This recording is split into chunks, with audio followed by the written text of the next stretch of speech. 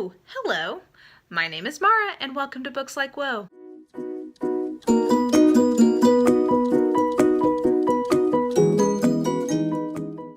I'm starting a new mini series type thing today, which I should probably stop doing since I don't do a very good job of finishing series that I start. But I wanted to do a series of things that I'm going to call Know Your Tropes. And basically what these videos are going to be is kind of talking about the tropes in a given genre and which ones that I like. Now, at this point, fair question on your part might be, well, girl, why do I give any kind of shit about what tropes you like? Doesn't it only matter what kind of tropes I like to read? Well, yeah, that is true. But basically what I'm trying to do is, by kind of talking about some of the tropes that I enjoy in a genre, I'm hoping that this might inspire you to kind of reflect on which tropes you enjoy in a given genre. And the reason I think that's important is that if you understand the tropes that you like, the tropes you identify with, the tropes that you tend to kind of return to again and again, it makes you a much more empowered reader because you can be more conscious of the types of books that you're looking for, as opposed to just sort of going intuitively and maybe not being as kind of deliberate or thoughtful about seeking out the kind of books you already know you're gonna like. And this is something that I really kind of internalized the importance of when I was doing my thesis and was reading a lot of romance, because romance and I'm gonna say mystery are probably two of the most trope heavy type genres. I say that, I mean, fantasy, every genre is trope heavy, so scratch that. But I think it was the first time that I'd ever thoughtfully engaged with a genre and kind of, I was writing a lot about like what is genre, how do you define it, what makes genres good or bad, is there variation within genre, things like that. Like basically I was kind of dissecting how genres work. And in the process of doing that, as I was seeking out kind of case studies, you know, all the romances that I needed to read to be able to talk with any intelligence about the genre as a whole, I became much more aware of, okay, I didn't like this part of that book, I really didn't like this part of that book, but oh, okay, that I really, really like, and that is the type of romance that really works for me, so let me find more of those. And I think by being more conscious of that in looking through the romance genre, it made me reflect on all of the genres that I enjoy reading and kind of helped me be more basically just aware of what my tendencies are and what my favorite versions of different genres are. And I found that to be really empowering as a reader. I think it's kept me from reading a lot of books that I probably wouldn't have enjoyed, and I think it's also helped me find books that I potentially wouldn't have sought out otherwise, because I can now, when I'm reading the description of something, say, oh, this is what this is sort of coded language for. I like that.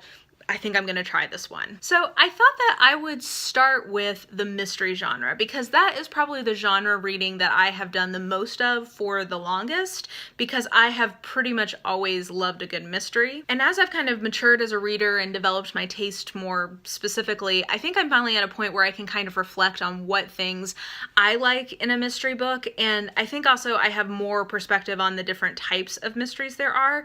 That being said, there are some people who read way more mysteries than I do, and I'm hoping in the comments people will sort of, you know, agree with me, disagree with me, say what they enjoy in terms of tropes, and kind of, you know, build my own understanding of what is even available in this particular genre. So, but anyway, I just thought that this might be a good way to kind of spark discussion, and also I was excited when I was kind of preparing this video to sort of even more so verbalize, like, yeah, this is what I like in mysteries. So there's a lot of subgenres in mystery, and I would say, I think mystery and romance are probably the two most sort of like mixer genres that there are. And you've heard me say a lot in the past, I tend to like genre blends, and a lot of times one of the genres that are being blended are either mystery or romance. So the nice thing about mysteries is that they come in so many different varieties, and I think that can end up being a little bit overwhelming. But if we're talking about kind of like straight up mysteries,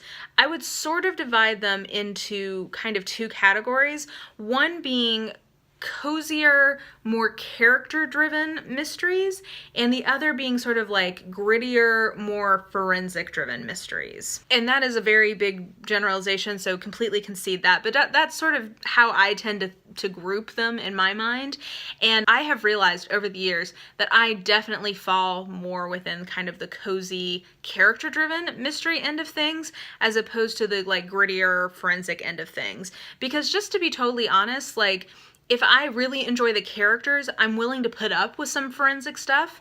I think that a great example for me in this is that I really enjoy Nora Roberts / JD Robb's In Death series, which follows a police lieutenant set in the near future, and it definitely is more on the forensic end of things, but it has so much character stuff going on, honestly, I think because it is partially a romance, that for me, I'm able to kind of like deal with all the nitty gritty of like, okay, we found this fingerprint and now we're following up this lead and now we're doing this. Like I can get into that because I'm enjoying the characters so much. So that is the first distinction that really helped me kind of be a little bit more judicious about choosing books. Because what that means is things like, a great example of a book that did not work for me for this reason, even though I really liked the writing in it, was The Snowman by Joe Nesbø, which I believe there's a movie adaptation that either is coming out or just came out. And actually, I'm more interested in seeing the movie than I would be in reading the books, because they were too gory. It was just too much for me. It was too intense, basically. Maybe that's even a better way to talk about this. I don't tend to like mysteries that are super intense. Like, that's just not my thing. I tend to like ones that are a little bit on the lighter side. Another big no-fly for me is anything that is going to describe in detail sexual assault. That is just really something that I don't want in my head. It's triggering for me. I don't want to read it. So for instance, from what I can tell, The Girl with the Dragon Tattoo, that little trilogy apparently is great. But when I realized that rape was such a big part of like the backstory, I just knew that was not going to be for me. Honestly, if I'd known that about the In Death series going into it, I don't know that I would have tried it, but it hooked me in before I really realized that was something I was going to have to skim over sometimes. So that's a no-go for me, and for some people, like, not a problem. For me, it's just not my thing. So a couple other things that I've realized about mystery books that I like and what I like out of mysteries is I don't need there to be a death at the center of a mystery. And what I mean by that is that I think sometimes there's no corpse is what I'm trying to say, not nobody, but no corpse, and I still consider it to be a mystery and I still enjoy it. I think an example of that would be The Woman in White, right there. And then I'm kind of thinking something along the lines of like a Da Vinci Code. Yes, there is a death in that, and there's sort of the threat of death, but a lot of the mystery that's happening is much more sort of on like a conspiracy level. And that's another thing that I've realized I quite like. I really do enjoy mysteries that involve a secret society or a conspiracy, something like that. Those tend to work really well for me. Somewhat along those lines as well, I would say that things involving something nerdy, so either like books or book collectors or something having to do with like academia or like math, whatever, like that there's some sort of like research or like genius or proficiency, I don't know, none of that probably made any sense. Something that has something very strongly to do with like a specific area of study and like somebody who's really passionate about it or somebody who's really good at it, I like that to be in my mysteries. I tend to like some of the older classics of the genre as well, because I really enjoy sort of the glamour, or at least my, looking back, my perceived glamour of that time, and particularly in the UK, which is probably why I really like Agatha Christie quite a bit. So that is one thing that I like in terms of setting. I also really like people who are traveling or who are kind of like stuck together on a ship or a plane or whatever. Again, there's a lot of that in Agatha Christie, which might be part of why I like her. So in terms of setting, I tend to prefer like a village or like a manor or a steamship or whatever, like that. I tend to prefer that, or Alternatively, like just a small town, even if it's not like adorable, but like a community where there's a lot of people who know each other. In general, I prefer that over mystery set in big cities. It's not that I never like those, but in general, I tend to like kind of a smaller setting. And then in terms of like straight up tropes, some of my favorite tropes are mistaken identity, where somebody is killed because somebody thought they were somebody else. I like that. I love a locked room mystery. That is my favorite. And I also love a kind of like isolated house party type mystery. That's actually really probably my favorite. I just like it when the cast is kept like kind of isolated and you know that it's one of them and you just don't know who. I really, really enjoy that. And I should also just say that if something is going to be kind of like more like gritty, again, is maybe a little too strong, but something that's a little less lighthearted in terms of a mystery, I do tend to prefer like more the PI route of things as opposed to like the seasoned police detective. So I tend to like a PI for my more like heavier mysteries. I just do. And then finally, as I mentioned, mystery blends really well with other genres. So probably my favorite way to get a mystery is blended with something else. Like for instance, I think a lot of my favorite literary novels are really essentially literary mysteries.